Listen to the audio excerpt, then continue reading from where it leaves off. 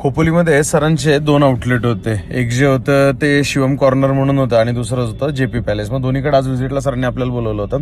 त्यांचं ऑलरेडी आपल्याकडे ते मास्टर क्लासला येऊन गेले होते. सो बऱ्यापैकी त्यांना सगळ्या गोष्टींबद्दल कल्पना होतीच होती.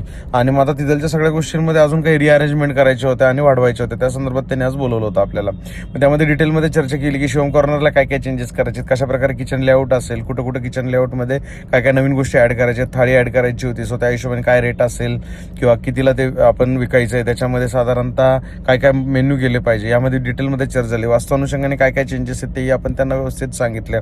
नावामध्ये थोडाफार फेरबदल करायला सांगितलं, जेणेकरून आपल्याला लोकांना बाहेरून दिसताना वाचताना थोडंसं सोपं पडेल. त्याचबरोबर मग तिथून निघालो आम्ही जेपी पॅलेसला. जेपी पॅलेसवरती गेल्यानंतर तिथे डिटेलमध्ये चर्चा झाली. तिथलच्या कशा प्रकारे सगळ्या काही गोष्टी प्लॅनअप करायच्या, तिथलचं लॉजिंग असेल, त्यांच्याकडे बिअर शॉपीचं लायसन असेल, खालचं रेस्टॉरंट असेल, त्याच्यावरती आम्ही डिसिजन घेतले आणि सरांचा निरोप घेतला. भेटूया उद्या. तोपर्यंत लाईक करा, फॉलो करा, शेअर करायला विसरू नका. Stay tune.